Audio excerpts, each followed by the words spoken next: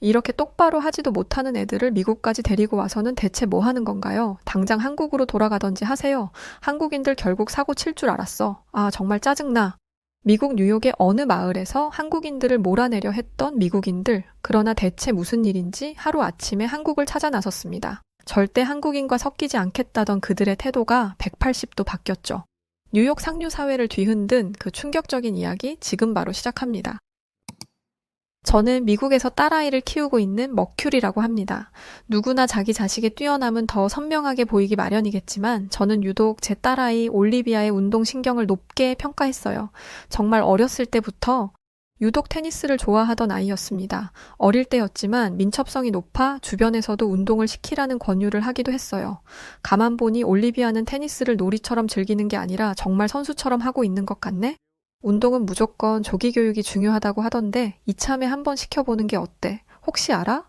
정말 소질이 있어서 유망한 테니스 선수로 클 수도 있잖아. 어떤 부모든 자기 자식이 세상에서 가장 잘났다 생각을 할 수밖에 없듯 저 역시 마찬가지였어요. 심지어 주변에서 저런 말까지 들으니 더 고민할 것도 없이 바로 테니스를 시키려 했지만 남편의 반대가 있었습니다. 제 딸아이는 안타깝게도 태어난 순간부터 잔병치레가 정말 많았어요.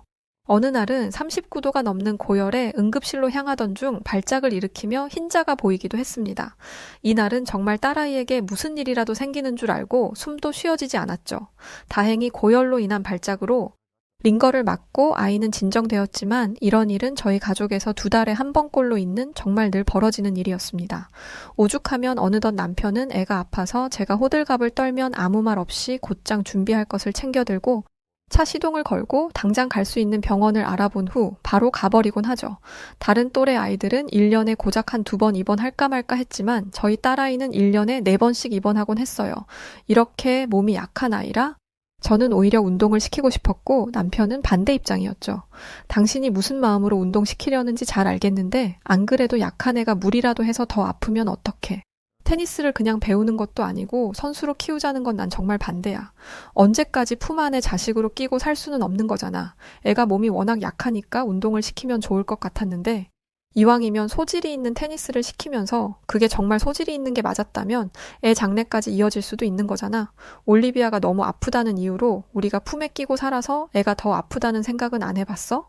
하다못해 친구들이랑 놀이터에서 뛰어놀게도 못하게 하고 이런 환경이 애 건강에 도움이 된다고 생각해? 남편과 저는 아주 팽팽한 의견 대립으로 며칠 내내, 아니 정확하게는 4개월간 얼굴만 보면 다퉜습니다. 그리고 저희 부부는 결론을 내렸어요. 이 모든 것은 아이를 위한 선택이었기에 아이의 선택에 맡기기로 했고 아이의 선택은 예스였습니다.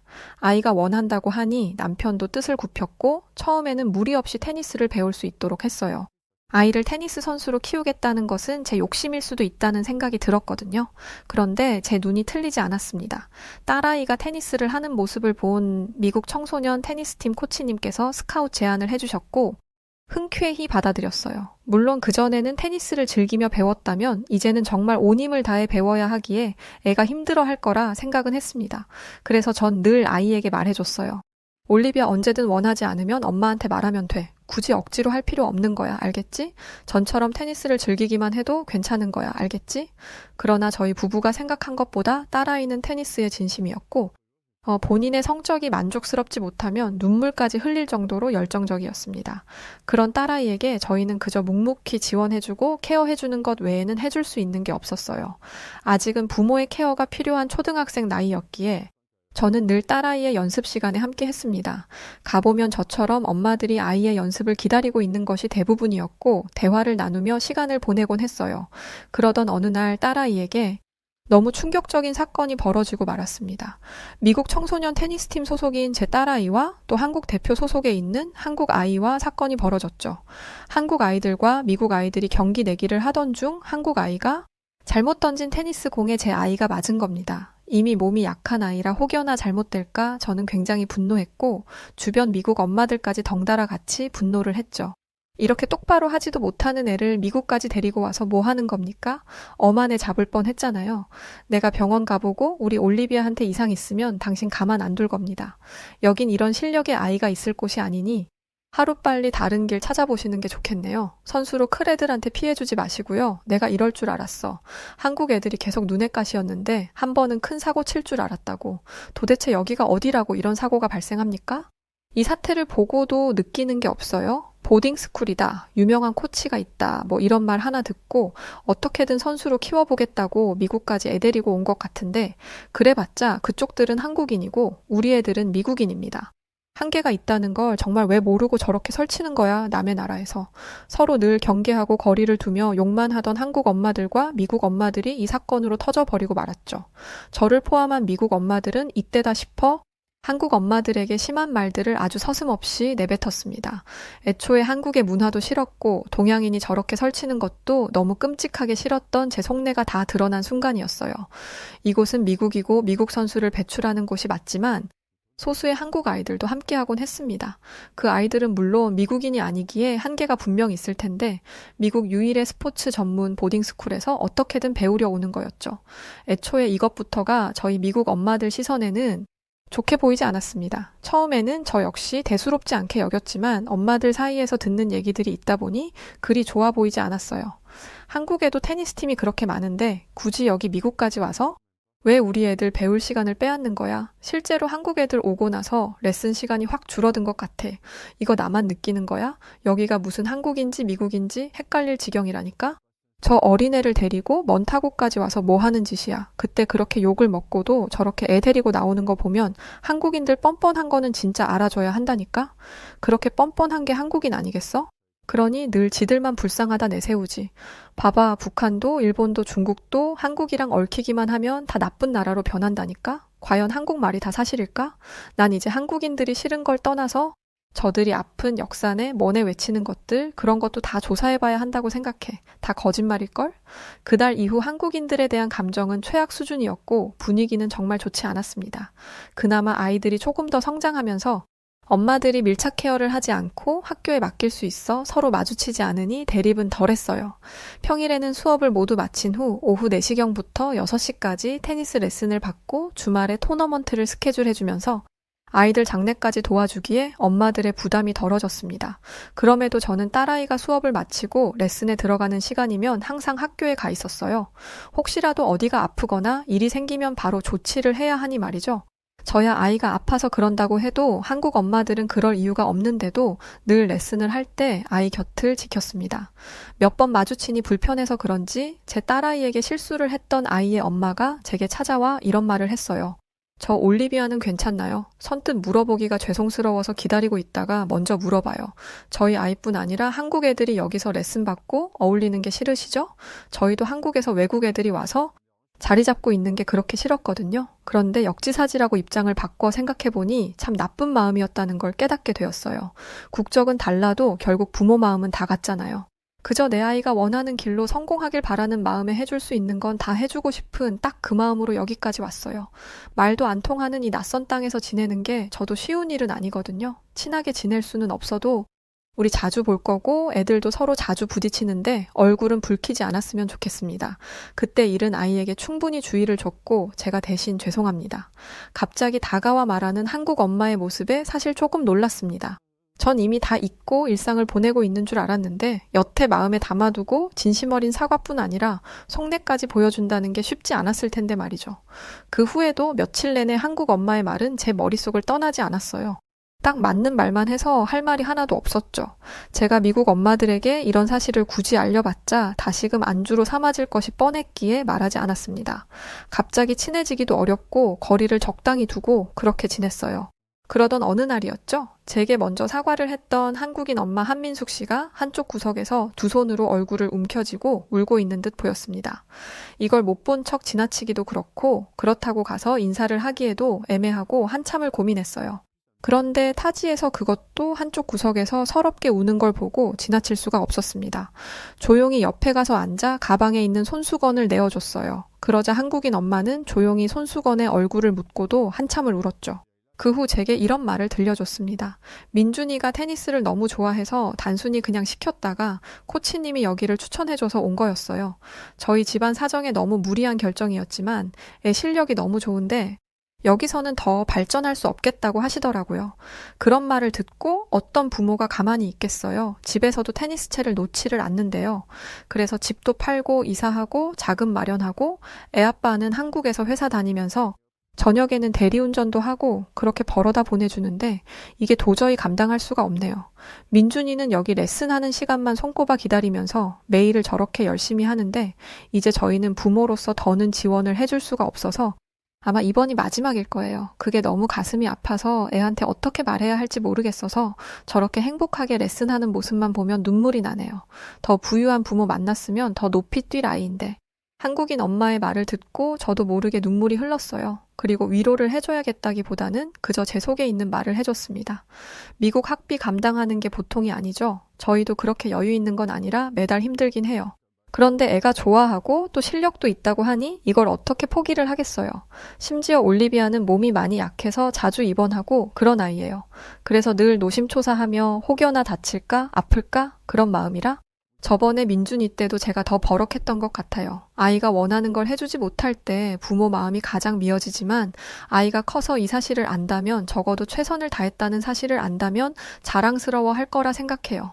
잠시나마 꿈꾸던 순간을 추억할 수 있을 것이고 또 민준이도 결코 부모가 본인 때문에 힘들어지길 바라지 않을 거예요.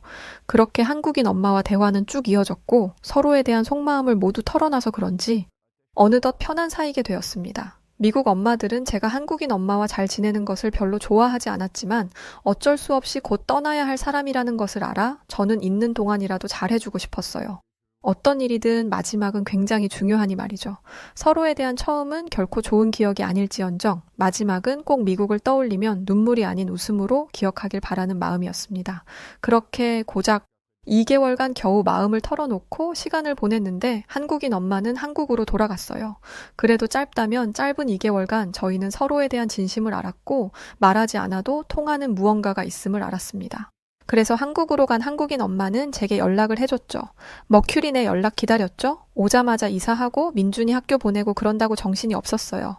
미국에서 막 올 때는 망한 것 같은 기분이 들더니 지금은 오히려 속이 다 편하네요. 저도 민준이도 잘 지내고 있어요. 저는 미국으로 놀러 가긴 어려울 것 같고 언제 한번 놀러 와요.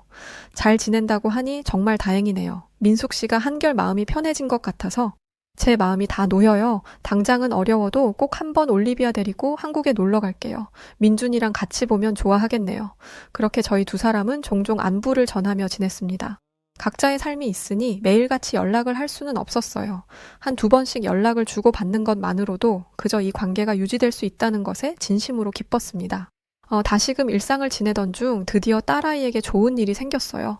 정말 중요한 경기에 선수로 참여할 수 있는 기회가 주어졌고 저희 집은 그야말로 경사가 났다며 아주 기뻐했죠.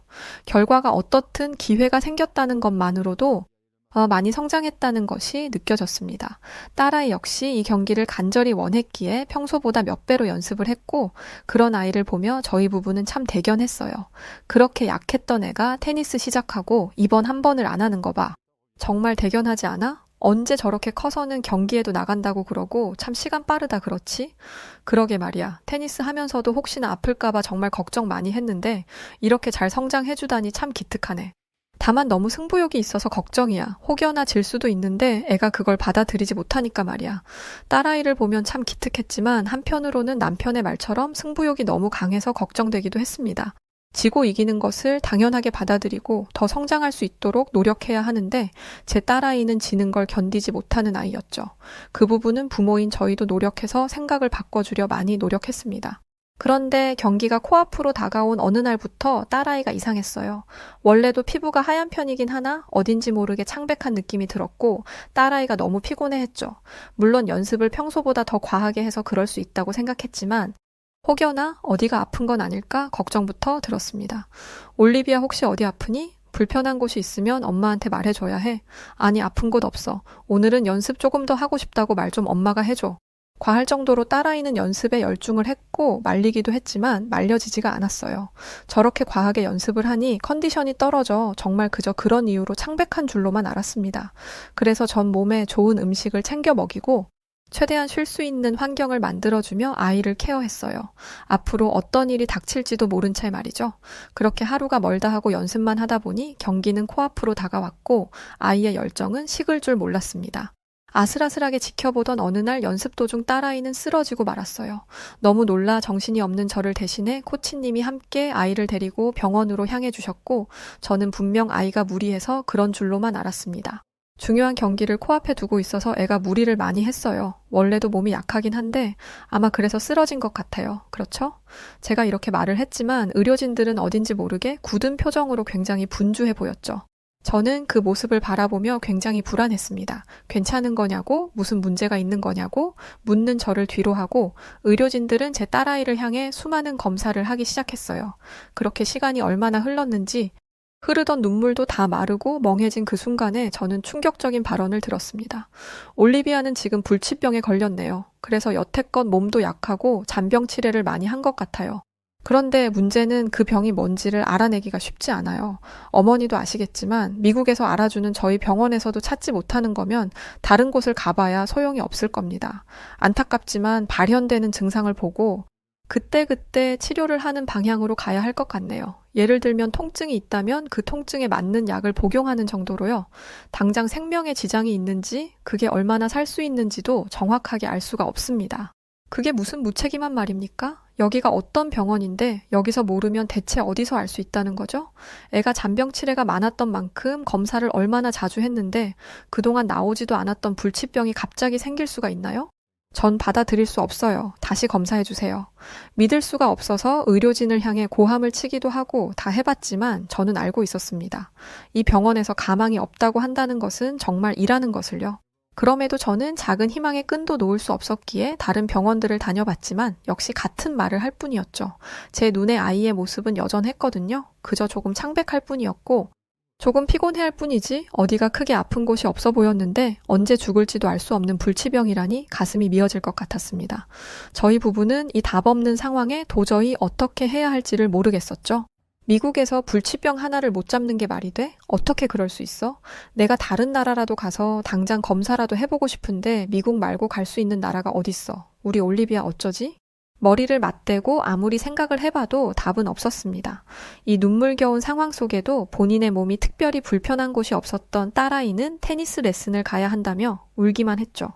그렇게 딸아이와 집에서 답을 찾던 중 이제야 점점 증상들이 하나씩 보이기 시작했습니다. 갑작스레 딸아이는 몸에 멍들이 생기기 시작했고 평소에 쏟지도 않던 코피를 쏟기 시작했죠. 딸아이 표현으로 살 아내가 아프다고 했는데 그건 뼈가 아프다는 표현으로 이런 증상들이 생기기 시작할 때마다 저는 불안했습니다. 답이 아예 없는데 답을 찾으려니 막막했어요.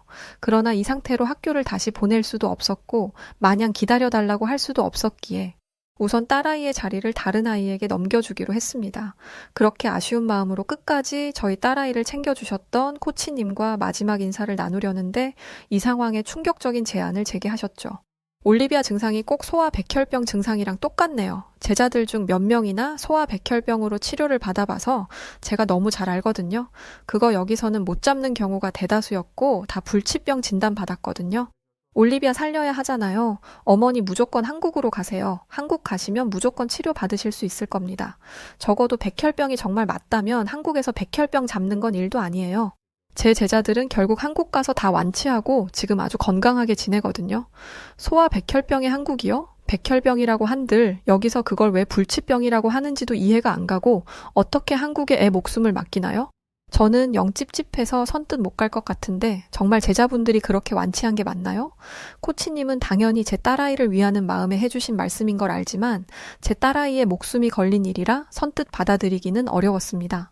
그러나 시간이 지날수록 답은 없는 이 상황에 멍하니 시간을 흘리기보다 정말 한국을 가볼까 싶어졌죠. 다만 아픈 애를 데리고 모험을 할 수는 없어서 뭔가 확실한 무언가가 필요했습니다. 바로 그때 한동안 딸아이가 아파 연락을 못했던 한국인 엄마 한민숙 씨가 떠올랐어요. 혹시나 싶어 저는 이 상황을 모두 말하고 도움을 청했고 놀라운 대답이 돌아왔습니다. 머큐리 확실한 건 진료를 해봐야 알겠지만 소아백혈병 초기 증상이 맞긴 한 것 같아. 내가 여기 진료 예약이랑 다 해둘 테니까 우선 와. 한국 유명한 병원이 우리 집이랑 가까우니까 와서 우리 집에서 지내면서 병원 가자. 내가 같이 가줄게. 정말 백혈병이든 아니든 그렇게 미국에서 애태우고 있지 말고 작은 희망이라도 있으면 어떻게든 도전해봐야지 안 그래? 내가 같이 해줄 테니까 그냥 바로 짐만 싸서 와. 정말 든든한 대답이었어요. 한국인 엄마 역시 의사가 아니기에 정확한 건 알 수 없었지만 그녀의 말이 맞았죠. 이렇게 애태우고 있을 바에는 또 답이 없는 미국에서 하루하루 피마르고 있을 바에는 우선 조금의 희망이라도 있는 한국에 가보는 게 맞다고 생각했죠. 남편은 일 때문에 바로 같이 갈 수는 없었고 4일 뒤에 따라오는 일정으로 저와 딸아이 먼저 한국으로 갔습니다. 저는 한국도 처음이고 한국말도 못하고 심지어 아픈 아이까지 데리고 낯선 타국에 가려니 여간 힘든 일이 아니었죠. 걱정스러운 게 많았는데 공항에 도착하자마자 한국인 엄마와 그녀의 남편은 저희 모녀를 배웅과 줬습니다. 한국인 엄마가 미리 병원 예약을 해준 덕분에 딸아이는 바로 진료와 검사를 받을 수 있었어요. 정말 떨리는 마음이었습니다. 그런데 한국인 엄마 민숙 씨에게 여간 고마운 일이 아니었습니다. 아무것도 모르는 저를 대신해 접수부터 문진, 그리고 진료의 수납까지 모두 다 대신해줬죠. 제가 한국말을 아예 모르지만 민숙 씨가 그날 하루 하도 많이 말해서 유일하게 외운 단어가 하나 있습니다. 잘 좀 부탁드립니다. 이 말을 민숙 씨는 말끝마다 고개를 숙이며 했고 저는 처음에 무슨 뜻인지 몰랐다 추후 물어보고 참 감사했어요. 그렇게 검사를 마치고 민숙 씨의 집으로 어떻게 오긴 했으나 저희 모녀 때문에 불편할까 숙소를 잡아서 나가려고 했습니다. 그러나 정말 감동적인 장면이 펼쳐졌어요.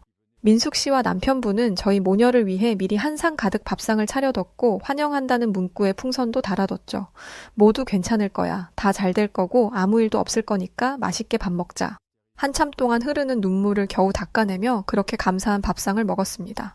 저희 모녀가 편히 쉴 수 있도록 방 하나도 내어주고 남편분과 자주 마주치지 않도록 해줬죠. 정말 감사한 일이었어요. 저는 민숙 씨가 미국에 있을 때 그렇게 모질게 굴었는데 이렇게 제게 잘해주다니 지난 순간들이 후회스럽기도 하고 참 감사했습니다. 한국인들에 대한 편견과 오해가 짙었다는 것을 다시금 깨닫는 순간이었죠. 그리고 다음 날 저희들은 바로 또 병원에 갔어요. 못해도 일주일은 걸려야 검사 결과를 들을 줄 알았는데 바로 다음 날 들을 수 있어 깜짝 놀랐습니다. 그리고 의사의 말에 더 놀랐어요. 올리비아는 불치병이 아니라 소아백혈병이고 충분히 치료가 가능합니다. 소아백혈병은 항암 화학요법으로 진행됩니다. 항암제를 사용해 비정상적인 백혈구를 제거하고 정상적인 혈액세포 생성을 돕는 방식이죠. 치료 반응이 좋은 경우에는 몇 년간 유지 치료를 진행하면서 백혈병이 재발하지 않도록 관리를 하고 있어요. 조혈모 세포 이식도 치료 방법 중 하나인데 이건 항암 치료 후 건강한 조혈모 세포를 이식해 정상적인 혈액세포 생성을 유도하는 방식이에요. 면역 관리만 잘 해준다면 올리비아 테니스 다시 하는 건 아무 문제도 없습니다. 정말 충격적인 말이었고 아이를 살릴 수 있다는 것에 그저 감사했습니다. 곧장 딸아이는 입원을 하고 순차적으로 하나씩 치료 과정을 밟아갔어요. 물론 이 과정이 짧지도 않았고 굉장히 아픈 시간이었습니다. 그러나 저희 가족은 버틸 수 있는 힘이 있었어요. 남편이 저희 옆에서 계속 있을 수 없어서 결국 미국으로 갔다가 중간중간 한국으로 와서 딸아이를 보는 걸로 결정을 했는데 홀로 딸아이와 있는 저를 민숙 씨가 챙겨줬습니다. 혹여나 미국에서 먹던 음식들이 먹고 싶을까 이것저것 해주기도 사다 주기도 했고 손맛이 좋은 민숙 씨가 직접 한식을 해주기도 했죠. 그리고 한국의 의료진들은 미국과 다르게 정말 수시로 섬세하게 케어를 해주셨습니다. 항상 늘 딸아이 곁에 있는 느낌을 받아서 전혀 불안하지가 않았어요. 사실 편하게 1인실을 쓰고 싶었지만 입원 일수가 길어지니 비용 부담이 커서 다인실을 사용했으나 전 이걸 가장 잘한 선택이라 생각합니다. 다른 환자분들 또 그 환자들의 보호자들이 타국에 있는 저희 모녀를 아주 살뜰히 챙겨주셨죠. 정말 빵 한쪽도 나눠주시는 한국인들의 정을 저희 모녀는 매일같이 느껴 타국에서 전혀 외롭지가 않았습니다. 꽤나 장기로 있기도 했고 미국인 모녀로 소문이 나서 의료진들도 보호자들도 저희를 많이 챙겨주신 덕에 어떻게든 버틴 것 같아요. 돌이켜보면 치료하는 과정에 있어 딸아이가 괴로워하는 순간들에 제가 많이도 무너졌습니다. 겨우 잠든 애를 한참 동안 보다 잠시 나와 눈물을 흘리곤 했는데 그 괴로운 순간에도 제 옆에는 늘 누군가가 있었어요. 이름 모를 보호자이던 한국인은 번갈아가며 늘 저를 위로했죠. 누군가는 영어를 쓸 수 있었고 누군가는 번역기를 통해서까지 저와 대화를 했습니다. 엄마가 힘을 내야 아기도 힘을 내는 거예요. 근데 또 엄마도 사람이니까 무너질 수 있지 안 그래요? 근데 보니까 밥도 제대로 안 먹던데 애만 너무 챙기지 말고 엄마도 몸 좀 챙겨요. 그래서 내가 자꾸 빵도 주고 과일도 주잖아요. 여기서 엄마 아프면 아기 누가 봐요. 이렇게 따뜻한 한국인들의 보살핌 속에 저희 모녀는 무사히 긴 치료 과정을 마치고 미국으로 돌아올 수 있었어요. 무엇보다 정들었던 민숙 씨와 다시금 헤어지는 게 슬펐지만 저희에게는 이제 다음이 있었습니다. 딸아이의 건강 상태를 확인해야 해서 주기적으로 한국에 와야 했기에 그럴 때마다 꼭 민숙 씨를 보기로 했죠. 그 다음이 있다고 생각하니 많이 슬프지는 않아 다음을 안녕하며 돌아왔습니다. 그렇게 딸아이는 건강을 회복했고 곧장 본인의 전부였던 테니스의 길로 다시금 돌아갔어요. 전 딸에게 어떠한 강요도 하지 않았고 그저 본인이 원하는 대로 할 수 있도록 냅뒀습니다. 어느덧 테니스 선수로 여러 대회를 나가며 살고 있는 딸아이를 보면 아직도 가끔씩 생각해요. 그때 한국에 가지 않았더라면 치료를 못했을 거고 불치병이라는 미국의 오진 때문에 정말 끔찍한 결말을 맞이할 뻔했구나라는 생각이 듭니다. 물론 어떤 나라든 오진이 있을 수 있다고 생각해요. 그러나 제가 겪어본 한국의 경우 의료 수준이 세계 탑 수준으로 굉장하고 오진도 굉장히 드문 일이라고 알고 있습니다. 적어도 미국처럼 소아백혈병을 불치병이라 하여 애를 잡을 뻔한 일은 없다고 알고 있죠. 실력이 그렇게 뛰어난 한국이지만 의료진들의 자세 역시 오만하지 않고 늘 환자의 시선에 맞춰주는 자세도 인상적이었고 소아라는 특성상 굉장히 어렵고 까다로웠을 텐데 보채는 딸아이에게 맞춰서 늘 웃음으로 분위기를 맞춰주신 의료진들에게 감사할 뿐입니다. 어린 딸아이에게는 정말 무서운 시간이었겠지만 한국 의료진들을 만나 그나마 웃으며 보낼 수 있던 시간이라고 전 생각해요. 그 후 12년이 지난 지금까지도 딸아이 건강에는 문제가 없고 재발도 하지 않고 있습니다. 이번에 테니스팀에서 한국을 방문한다고 하여 오랜만에 저도 민숙 씨를 보러 따라가려고 준비 중에 있어요. 12년간 한국을 가서 민숙 씨를 볼 때마다 검사 결과가 나올 때까지 혹시 모를 불안감에 늘 힘들어했지만 이번에는 웃으며 가보려고 합니다. 이제는 다 큰 딸아이가 제게 그러더군요. 엄마도 이제 그만 걱정했으면 좋겠어. 한평생을 나 때문에 한국 갈 때마다 불안해하는 거 너무 미안하단 말이야. 딸아이의 말을 듣고 저는 이제 정말로 내려놓으려 합니다. 그래야 딸아이도 편해질 것 같더라고요. 제 인생에 있어 가장 큰 행운이 뭐였냐고 묻는다면 저는 한국에 갈 수 있던 것, 그리고 민숙 씨를 만난 것이라고 말하고 싶네요. 저희 아이를 지켜주신 한국 의료진분들, 민숙 씨, 그리고 모든 한국인분들 진심으로 감사합니다. 여기 한국의 병원 한복판에서 병원 직원과 실랑이 중인 외국인 여성이 있습니다. 직원이 건네준 병원비 내역서를 펄럭이며 화를 내고 있는 그녀. 한 손에는 병원비 내역서를, 다른 한 손에는 어린아이의 손을 잡고 있는 그녀에게 대체 무슨 일이 벌어진 걸까요? 안녕하세요. 저는 프랑스 동남부 해안가 주변에 위치한 모나코라는 공국에서 온 카밀라라고 합니다. 저는 프랑스에서 태어나 프랑스에서 자란 뼛속부터 프랑스인인데요. 프랑스 대학으로 유학을 온 모나코 출신의 남편과 만나서 결혼을 하게 되면서 모나코로 건너가 살게 되었습니다. 또 결혼한 지 얼마 되지 않아 남편과의 사이에서 사랑스러운 아들까지 얻었죠. 아들이 태어났을 때는 세상을 모두 얻은 것 같았습니다. 하지만 아이가 태어난 지 얼마 되지 않아 저희 부부는 청천벽력 같은 소식을 듣게 되었어요. 바로 아이의 신장에 문제가 있다는 것이었죠. 저희는 의사에게 아이의 몸이 정상으로 회복될 가능성을 물었습니다. 그리고 의사는 가능성이 없는 건 아니지만 매우 희박합니다. 라고 대답했었죠. 아주 적은 확률이었지만 저희 부모는 포기하지 않았습니다. 모나코에 있는 모든 병원을 돌아다녔고 제 고향인 프랑스로 건너가서 좋은 의사라 이름난 사람들은 전부 만나봤습니다. 하지만 아이의 건강은 회복되지 않았어요. 그 어떤 의사도 아이에게 딱 맞는 좋은 치료법을 제시하지 못했습니다.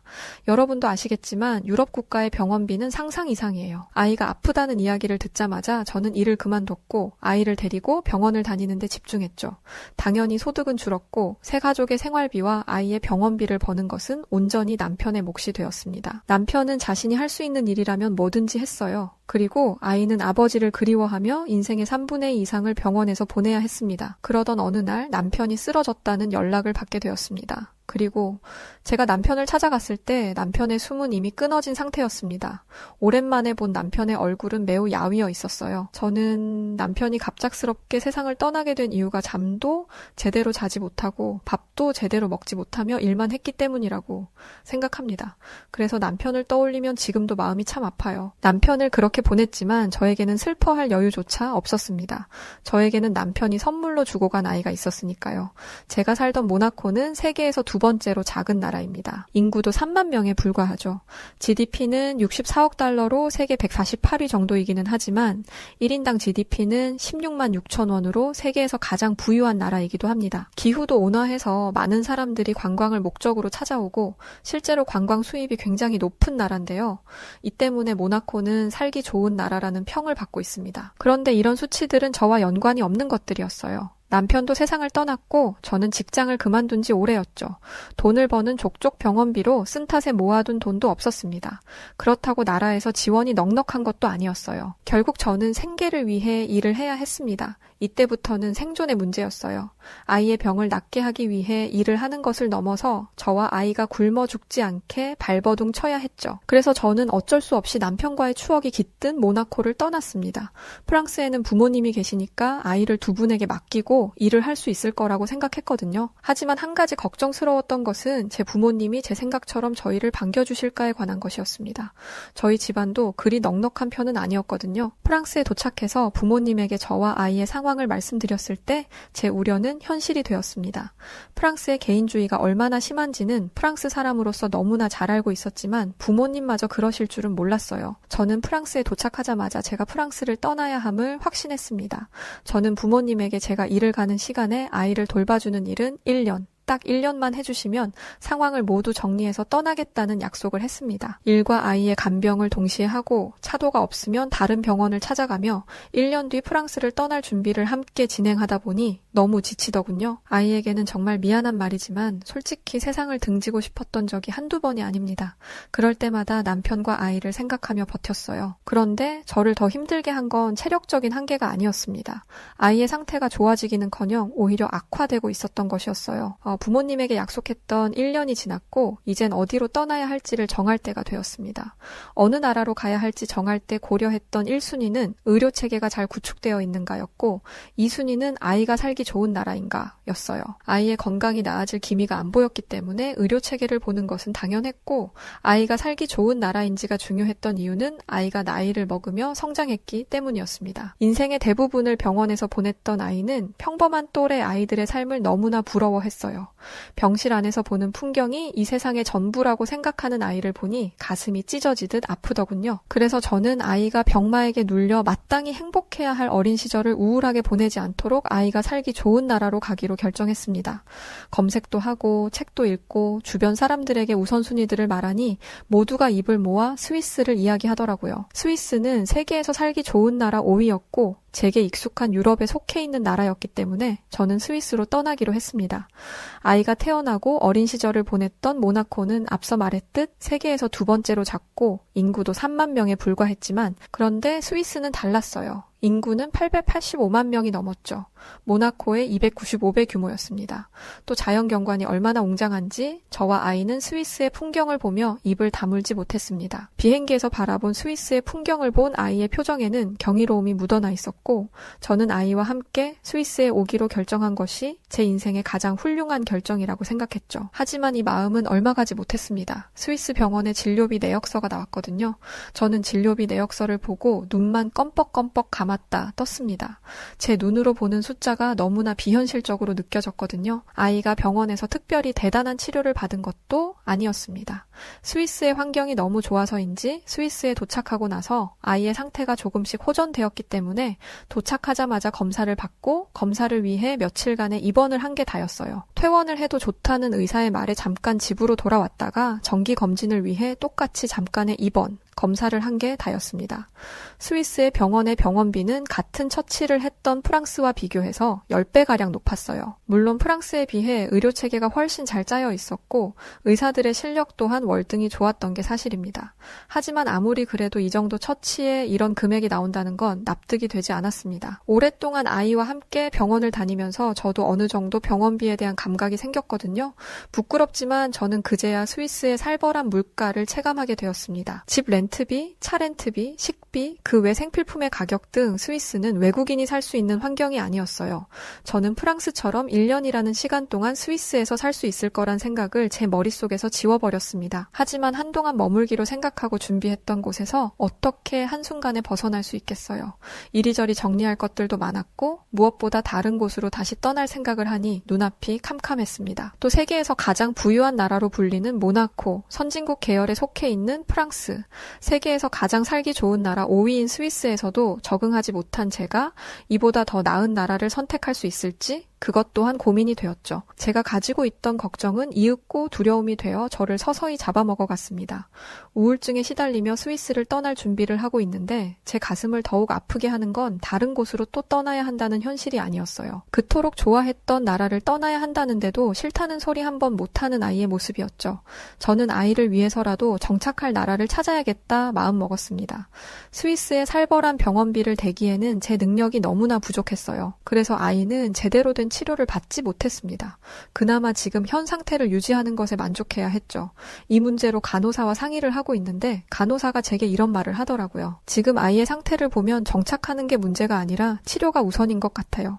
치료에 전념해서 아이의 상태가 나아지면 이후에 정착할 곳을 찾는 게 어떨까요? 저는 간호사의 이야기를 듣고 추천해줄 나라가 있는지 물었습니다. 간호사는 주저하며 한 나라의 이름을 말했어요. 저는 고개를 갸우뚱했습니다. 이름을 들어는 봤지만 어떤 나라인지 배경 지식이 전혀 없는 곳이었거든요. 지금 어느 나라를 말씀하신 거죠? 간호사는 조심스럽게 입을 열었습니다. 한국이요. 저는 간호사에게 왜 그 나라를 추천하는지 물었습니다. 메디컬 코리아라는 말이 있어요. 의료 쪽으로는 최고 수준을 가지고 있는 나라죠. 저는 의아해하며 말했습니다. 스위스도 유럽에서는 의료 쪽으로 손꼽히는 나라고 세계 최고 수준의 의료 서비스는 미국 아닌가요? 제 물음에 간호사는 자신은 추천을 해줄 뿐 결정은 제 몫이라며 자리를 떠났습니다. 그래도 제 말을 한번 믿어보세요. 모두가 입을 모아 최고라고 말하는 데는 이유가 있으니까요. 저는 곧장 돌아가서 한국이라는 나라에 대해 알아보기 시작했습니다. 한국에 대해 알아볼수록 제 안에는 분노가 생겼어요. 그 간호사는 대체 무슨 생각으로 저에게 이런 나라를 소개해준 건가 화가 났죠. 한국은 전쟁 중인 나라였습니다. 게다가 세계에서 살기 좋은 나라 23위밖에 안 됐죠. 살기 좋은 나라 5위인 스위스도 떠나는 마당에 23위라니 못해도 10위권 안은 소개해줘야 하는 거 아닌가라는 생각이 들었습니다. 그리고 전쟁 중인 나라가 어떻게 의료 수준이 높겠어요. 또 전쟁 중인 나라에 투자할 미친 사람들이 있을 리 없으니 한국의 경제 상황도 물 보듯 뻔했습니다. 2차 세계대전 후에 한국 전쟁이라는 것이 있었는데 그것을 마친 지도 얼마 안 됐더라고요. 한 나라가 전쟁을 복구하는데 얼마나 오랜 시간이 걸리는지 교육을 통해 배웠던 터라 한국에 대한 이미지는 최악이었습니다. 당연히 한국은 제 머릿속에서 지워졌고 저는 그 어느 나라도 결정하지 못한 채 발만 동동거리며 시간만 보냈어요. 그러던 중 아주 우연히 한국에서 온 유학생을 만났습니다. 굉장히 깔끔했고 젠틀했으며 게다가 유식했죠. 제 기준 아시아 선진국은 일본이었기 때문에 저는 그 사람이 당연히 일본인일 거라고 생각했습니다. 그런데 놀랍게도 그 사람은 한국인이었어요. 저는 제가 한국에 대해 많은 걸 오해하고 있다는 걸 알았고 한국행을 결정했습니다. 물론 비행기 속에서도 불안한 마음이 한가득이었어요. 직접 본 게 아니었으니까요.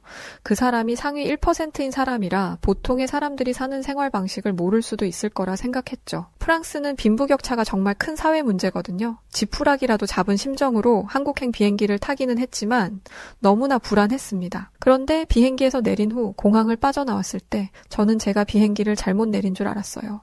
한국의 공항은 너무나 깨끗했고 쾌적했습니다. 향기까지 나는 것 같더라고요. 유럽에 있는 공항을 가면 사람에게서 나는 특유의 채취 때문에 힘든 경우가 종종 있었는데 한국은 달랐습니다.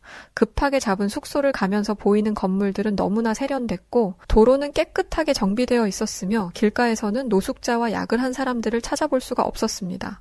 골목골목으로 들어가도 마찬가지였어요. 길가에는 쓰레기가 없었고 사람들은 청결한 모습이었죠. 건물이 세련된 만큼 사람들의 옷차림이나 생김새도 너무나 훌륭했습니다. 급하게 잡은 숙소였음에도 청결했고 머리카락이 하나 나왔다는 이유만으로 직원은 선뜻 방을 바꿔주기도 했죠. 게다가 제가 아이와 함께 있는 것을 보고는 아이를 위한 간식거리도 개인적으로 챙겨주기도 했습니다. 당연히 유료라고 생각하고 돈을 건네려는데 직원은 손을 거세게 흔들며 이렇게 말했어요. 아닙니다. 아이가 오랜 비행으로 피곤해 보여서 챙겨준 것뿐이에요. 아이에게 이 정도는 당연하죠. 부디 편하게 쉬다 돌아가세요. 5성급 호텔도 아니고 길가에 널려있는 숙소에서 이런 대접을 받다니 한국에서의 첫날은 지금까지 거쳐온 어떤 나라와 비교해도 훌륭했습니다. 그런데 한 가지 문제가 생겼습니다. 새벽부터 열이 나기 시작하더니 다음 날에는 몸을 일으키기 힘들 정도의 심각한 독감이 찾아온 것이었어요. 저는 힘겹게 숙소 직원에게 연락을 했습니다. 그런데 연락을 받은 사람은 어제의 친절한 직원이 아니었어요. 저는 그 사람이 저를 도와주지 않을 거라고 생각했습니다. 그런데 정말 놀랍게도 그 사람마저 너무나 친절했습니다. 제 상태를 자세히 묻고는 가장 가까운 병원의 주소를 찾아주었죠. 심지어 제가 병원에 다녀오는 동안 아이를 돌봐주겠다는 얘기까지 했습니다. 그건 아닌 듯해서 아이를 데려가려고 하는데 움직이기 힘든 저를 위해 아이의 외출 준비까지 도와주었죠. 저를 낳아준 프랑스 부모님도 제 아이를 돌보는 걸 꺼려했는데 생전 처음 본 사람이 저와 아이를 살뜰히 챙겨주는 것을 보며 한국에 대한 좋은 기억이 또 하나 생겼습니다. 저는 직원이 잡아준 택시를 타고 병원으로 향했습니다. 그곳에서 저는 입을 떡 벌린 채 굳어버릴 수밖에 없었어요. 가장 가까운 병원이었고 도심 한가운데 있는 곳도 아니었는데 병원이 너무나 청결했던 것이죠. 내부 인테리어는 잡지에서나 나올 것처럼 훌륭했습니다. 하지만 한편으로는 걱정도 됐어요. 이렇게 대단한 병원이라면 병원비도 많이 나올 것 같았거든요.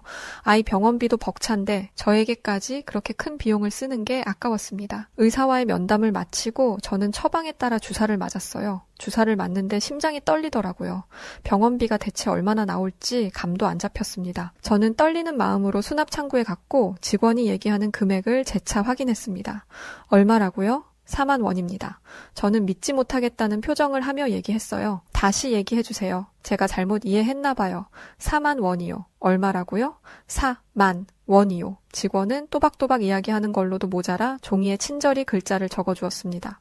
직원은 제가 건넨 카드로 결제를 했고 정말 4만 원이 청구되었어요. 저는 제가 맞은 주사가 잘못된 것이 아닐까라는 의심까지 했습니다. 그런데 주사를 맞고 병원을 나선 즉시 몸의 상태가 호전되었고 병원에서 처방해준 약을 며칠 먹으니 완전히 나았습니다. 저는 믿을 수 없었어요. 제가 거쳤던 새 나라에서는 의사와 눈만 마주쳐도 50달러가 나갑니다. 한국 돈으로 거의 7만 원 수준이죠. 거기에 주사까지 맞았다면 15만 200달러는 순식간인데 이것도 한국 돈으론 1억 9천 가까이 되는 돈이에요. 또 의사를 만나는 것 자체가 어렵습니다. 아침 일찍 가도 몇 시간이나 대기해야 하고 운이 안 좋으면 그날의 진료를 못 받는 경우도 있어요. 그래서 아프면 약을 먹는 것도 아니고 차를 마시는 것으로 만족하는 사람들도 있습니다. 하지만 그럼에도 불구하고 아이의 병원비는 다를 거라 생각했어요. 그 병원이 특별히 저렴하거나 외국인인 제가 앓는 모습이 불쌍해서 적은 병원비를 받았을 수도 있다고 생각했죠. 스위스 간호사가 소개해준 한국의 대형 병원을 가려고 하는데 한 가지 놀라운 경험을 했습니다. 지하철을 타고 내리면 병원의 셔틀버스가 무료로 저희를 병원 코앞까지 데려다 준다는 것이었죠. 지하철은 또 얼마나 깨끗한지 담배 피우는 사람도 없고 구걸하는 사람도 없었습니다. 어린아이를 데리고 지하철 타는 건 꿈 같은 일이라고 생각했는데 한국은 달랐습니다. 또 스크린도어라는 것이 있던데 너무 안전해 보이더라고요. 긴장하지 않고 지하철을 탄 건 한국이 처음이었습니다. 게다가 길을 찾는 것도 쉬워서 출구에도 쉽게 도착할 수 있었어요. 병원 셔틀버스의 표지판도 커다랗게 표시되어 있었죠. 또 한 가지 놀라운 건 사람들이 질서정연하게 줄을 서고 있었다는 것입니다. 유럽 국가에서는 새치기가 너무나 흔합니다. 그런데 한국에서는 줄이 있는지 모르고 앞까지 걸어가던 사람이 줄이 있는 걸 알고는 깜짝 놀라 맨 끝으로 돌아가더라고요. 한국의 시민의식을 느끼며 저는 아이와 함께 셔틀버스를 기다렸습니다. 한국인들의 도덕성과 양심을 지켜본 아이에게도 귀감이 되는 훌륭한 모습이었죠. 병원 셔틀버스가 도착한 뒤에도 놀라운 일이 계속됐습니다. 셔틀버스 기사가 직접 내려 사람들을 천천히 안으로 들여보내고 차가 꽉 차 타지 못한 사람들에게는 양해를 구하며 다음 셔틀버스의 시간을 알려주었습니다. 솔직히 무료로 운행하는 버스인데 조금 불친절해도 된다고 생각했어요. 제가 살던 나라들은 다 그랬으니까요. 하지만 한국은 달랐습니다. 병원에 도착해서 만난 모든 사람들도 친절했죠. 하지만 친절함과 의료 시스템은 별개라고 생각했습니다. 의사와의 진료에서 의사는 지금까지 들었던 이야기와 똑같은 말을 했어요. 저는 속으로 한숨을 크게 내쉬었습니다. 여기도 결국 똑같구나 라는 생각을 했죠. 그런데 그때 의사는 지금까지 들어본 적 없는 이야기를 했습니다. 현재 한국 의료진들이 연구한 치료 방식을 적용해보면 어떻겠냐는 것이죠. 이미 임상 실험까지 마쳐서 위험성은 크게 염려하지 않아도 된다면서요. 우울증까지 찾아온 제 어두운 마음에 한 줄기 빛이 내리는 듯 했습니다. 의사는 곧장 아이를 입원시켰고 치료 계획을 알려주었어요. 입원을 해서 느낀 또 다른 놀라움은 식사였습니다. 유럽과는 비교도 안 될 정도로 다양한 메뉴가 있었고 저는 채소로 그렇게 다양한 맛을 낼 수 있다는 걸 처음 알았습니다. 그렇게 입원과 치료가 병행됐고 아이의 상태는 나날이 좋아졌어요. 지금까지 본 적 없었던 회복 속도였죠. 그리고 대망의 병원비 수납일이 다가왔습니다. 저는 눈을 질끈 감고 심호흡한 상태로 청구서를 받습니다. 심장이 쿵 하고 떨어졌어요. 그리고 직원에게 달려가 청구서를 들이밀었죠. 금액이 잘못 청구된 것 같아요. 빨리 제대로 된 청구서를 주세요. 직원은 청구서를 살펴보더니 아무 문제가 없다고 했습니다.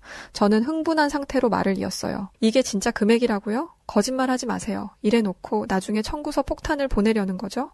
직원은 당황했는지 저를 진정시키려 했습니다. 하지만 저는 참을 수 없었어요. 투명하게 병원비를 공개하지 않는 건 무슨 의도죠? 직원은 자신의 상사까지 불러야 했고 저는 오랜 설명 끝에 이 상황을 납득할 수 있었습니다. 제가 그렇게 흥분했던 이유는 한국의 병원비가 프랑스, 스위스의 10분의 1에 불과했기 때문이었어요. 여러분이라면 믿을 수 있나요? 지금까지 호전된 적 없던 건강이 나날이 좋아지고 있는데 별 성과를 내지 못했던 병원들보다 병원비가 10분의 1이나 저렴하다는 것을요. 저는 스위스 간호사가 말했던 한국의 의료가 이 정도 수준이라는 것에 감탄했습니다. 그리고 그제야 한국이 전쟁 중인 국가였으며 제가 무시했던 나라였다는 걸 기억해냈어요. 직접 한국의 놀라운 생활 수준을 본 뒤에는 아예 잊고 살았거든요. 그렇게 시간이 흘렀고 저는 의사에게 아이의 질병이 완치되었다는 진단을 받았습니다. 애당초 치료될 확률이 매우 낮다던 프랑스, 스위스의 의사들과 달리 한국의 의사들은 치료 확률을 매우 높게 잡고 있었거든요. 아이는 주기적으로 검사를 받고 있지만 한 번도 병이 재발된 적이 없습니다. 저는 한 번도 고려해본 적 없던 나라인 한국에 정착하게 되었어요. 아이에게 더 나은 환경을 만들어주겠다는 다짐도 한국에서 실현할 수 있게 되었죠. 아이들이 부모의 도움 없이 스스로 학교에 걸어갈 수 있는 나라는 이 세상에 없을 것입니다. 그 정도로 한국의 치안은 안전했고 볼거리, 즐길거리뿐만 아니라 세계적으로 선진적인 IT 기술 등을 갖추고 있었기에 이 나라를 떠나는 건 손해라고 생각했어요. 지금의 저는 아이와 함께 한국으로 이민을 오기로 결정한 상황입니다. 아이의 목숨을 살려주고 동시에 제 삶도 구원해준 대한민국의 국민으로 살고 싶어졌거든요. 저와 아이에게 새로운 인생을 선물해준 한국 정말 사랑합니다. 자, 오늘은 남편을 잃고 병에 걸린 아들을 살리기 위해 여러 나라를 거치다 결국 한국까지 오게 되었던 카밀라 씨의 한국 경험담을 담은 사연이었습니다. 오늘 사연 어떻게 들으셨나요? 오늘의 사연이 마음에 드셨다면 구독과 좋아요 눌러주시고요. 구독과 좋아요는 해외 다양한 감동적인 사연들을 소개해드릴 수 있는 힘이 됩니다. 그럼 지금까지 여우튜브 송은지였고요. 끝까지 시청해주신 모든 분들 감사합니다.